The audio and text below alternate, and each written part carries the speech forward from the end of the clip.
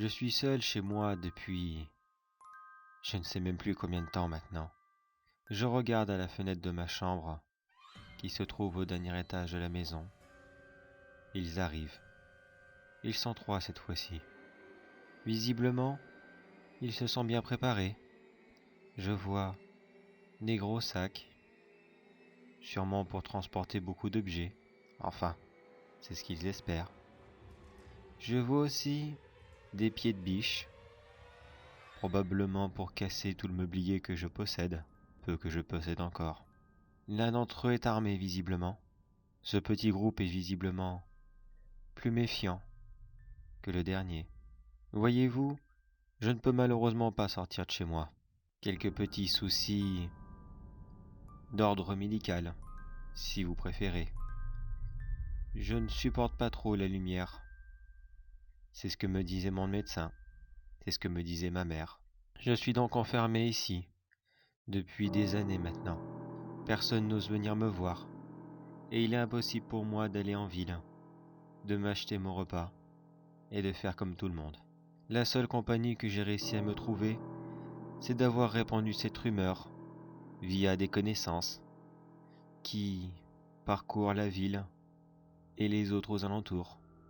Disons qu'une grande richesse attendrait tous ceux qui oseraient venir dans cette maison, et comme seul gardien qu'ils y trouveraient serait un jeune qui vit désespérément seul.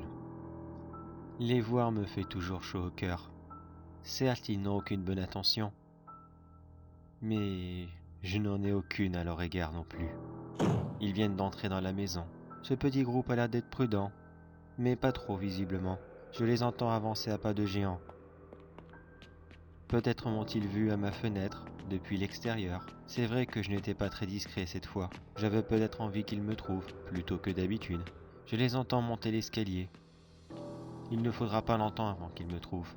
Je ne cesserai jamais de me demander que pouvait-il imaginer en arrivant ici.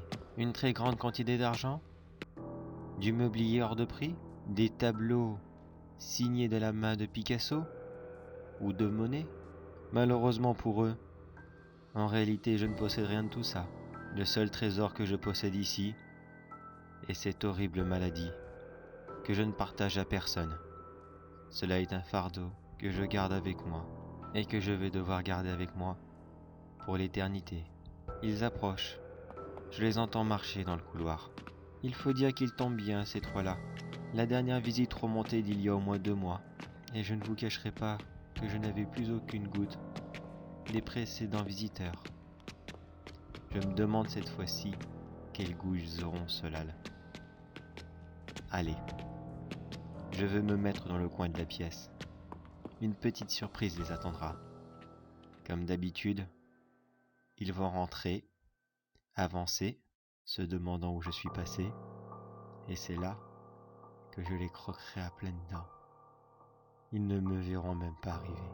J'ai si soif que je boirai le premier jusqu'à la dernière goutte, et j'attacherai les autres dans ma cave pour les consommer un peu plus tard, s'ils ne meurent pas de faim entre-temps. Il est grand temps pour moi de les accueillir comme il se doit.